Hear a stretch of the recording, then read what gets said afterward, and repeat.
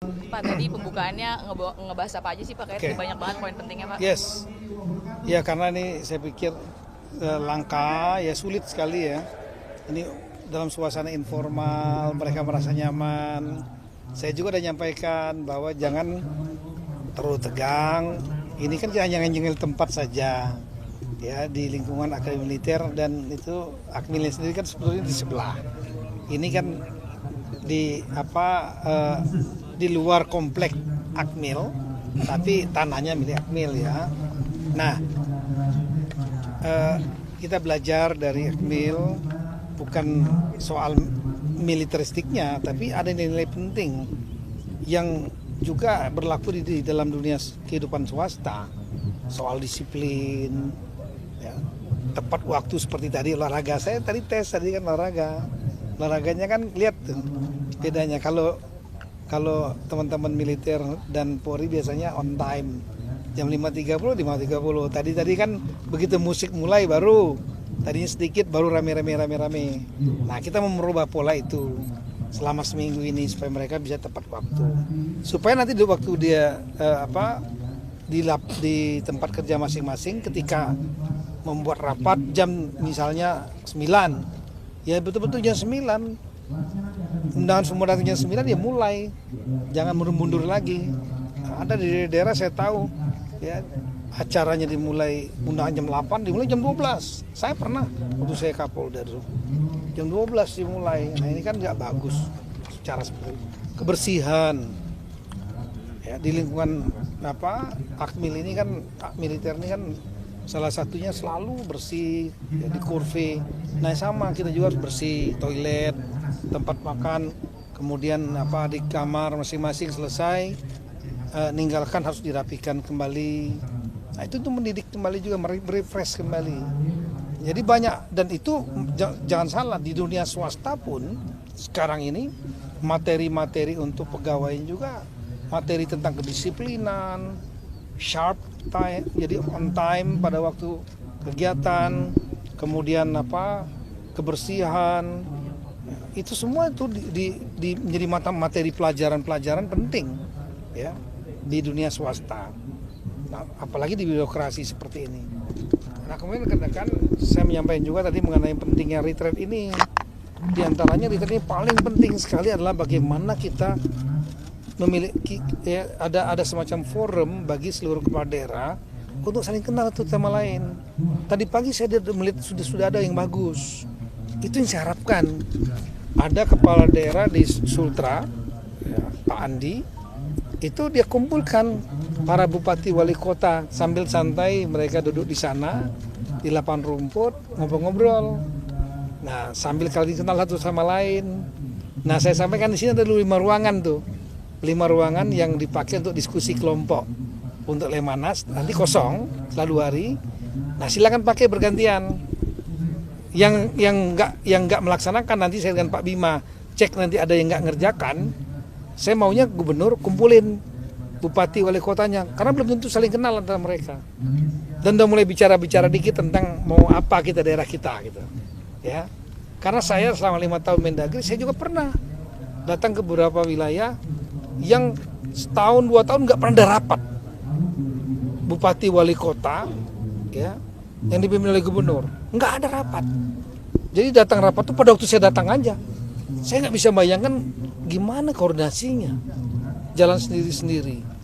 Nah, ini saya harusnya rapat tingkat provinsi itu paling nggak lah 3 bulan 4 bulan sekali, mengevaluasi apa yang sudah dikerjakan, apa yang kurang, saling bantu gitu. Nah, ini ada 5 ruangan, nanti saya dengan Pak Wamen nanti akan cek ya, dan akan dorong. Silakan yang dari Aceh kumpul tuh semua dengan gubernurnya. Silakan yang Sumatera Utara Pak Bobi dengan seluruh bupati wali kotanya, Pak Haris dengan Jambi, Sumatera Barat kumpul lah. Entah ngobrol-ngobrol, ngopi-ngopi aja nggak apa-apa. Yang penting kenal. Gitu. Inilah momentumnya.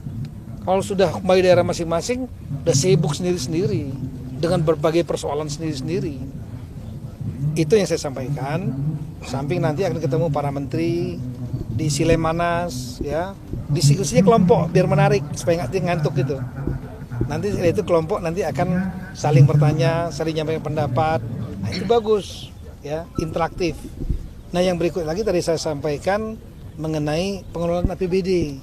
Karena pengelolaan APBD di mata saya juga banyak yang tidak efisien. Ya, yang dipikirin hanya belanja aja. Bagaimana ngabisin belanja? Akibatnya apa? Program-programnya banyak yang nggak efisien. Perjalanan dinas, rapat-rapatnya nggak perlu, yang sebetulnya cukup dengan dilakukan Zoom, ya. Itu harapan cukup sekali dibikin 4 kali. Nah, itu tadi saya sudah sampaikan.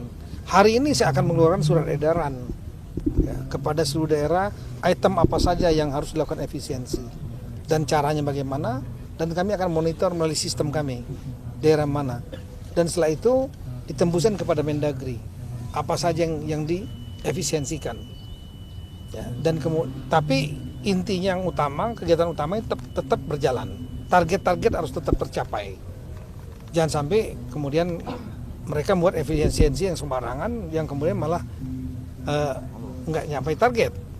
Ada daerah-daerah yang saya sudah disampaikan yang bisa silpanya, sisa lebih penggunaan anggarannya tahunannya bisa sampai ada yang 5 triliun.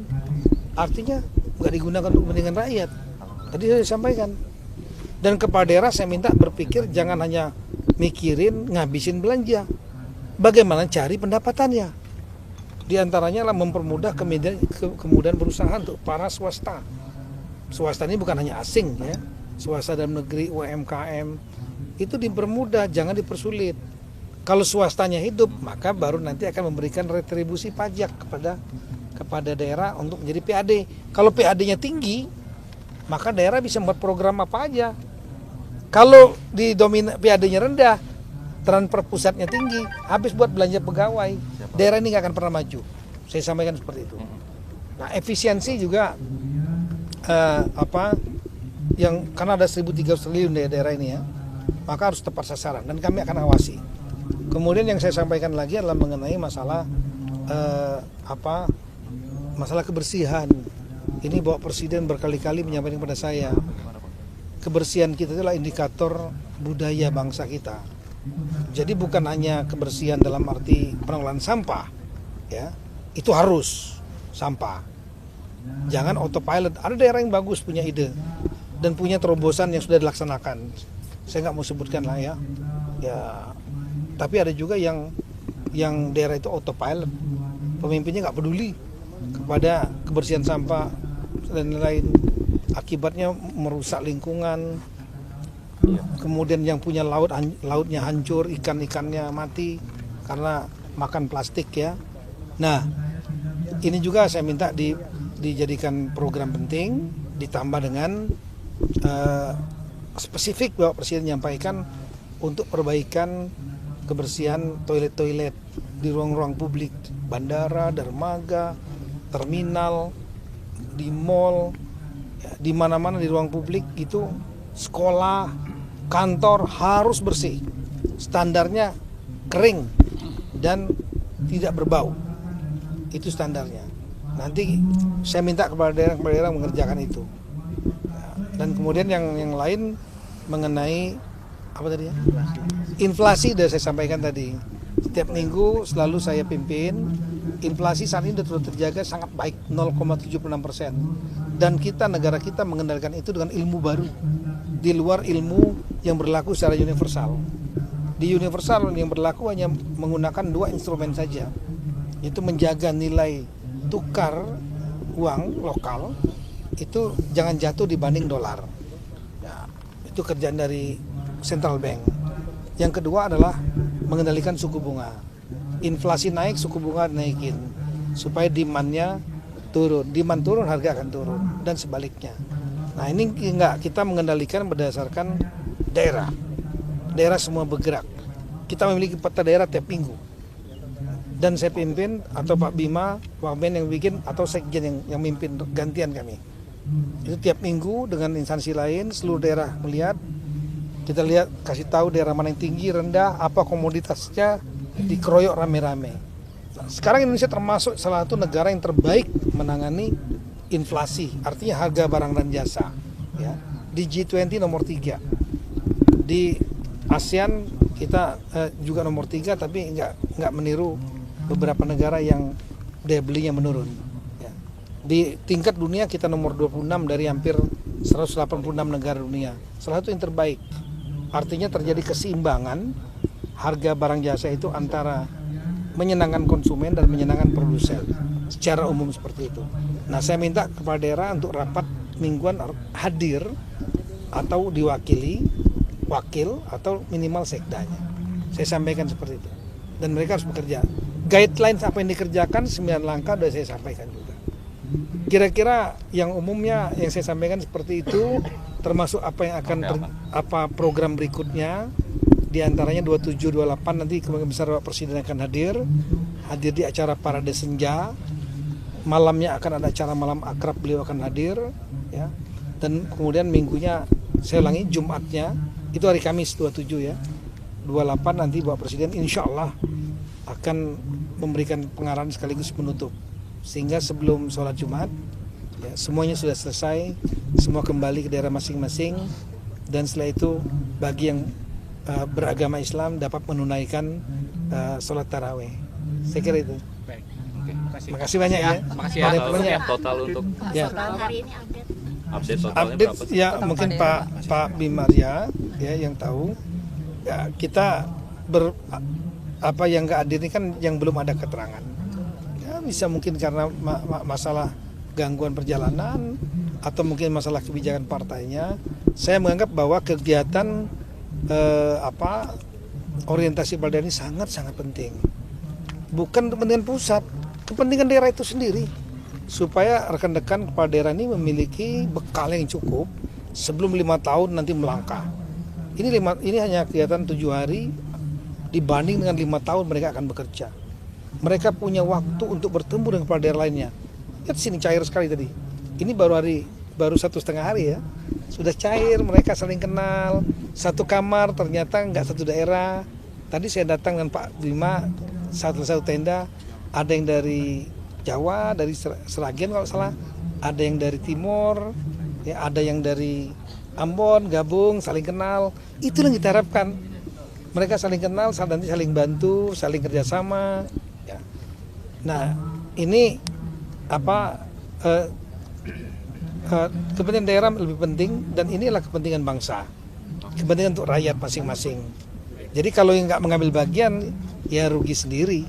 Nanti mereka kehilangan momentum untuk bisa mendapatkan teman baru, mengenal para menteri, ya, dan juga kenal dengan gubernur misalnya, ya, kehilangan momentum itu, yang nanti ya setelah itu mereka harus cari sendiri jalur mungkin untuk kenal, atau mungkin kita carikan alternatif lain dengan membuat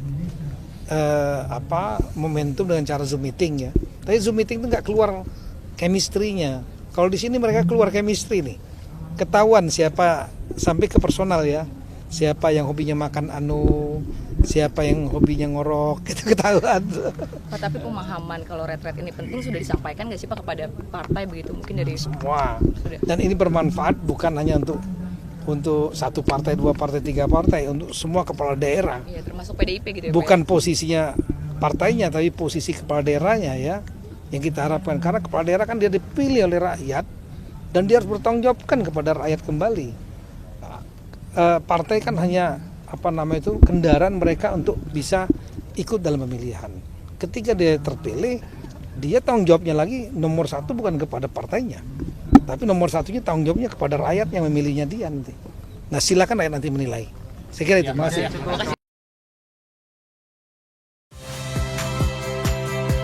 Saya Friska Clarissa. Saksikan program-program Kompas TV melalui siaran digital, pay TV, dan media streaming lainnya.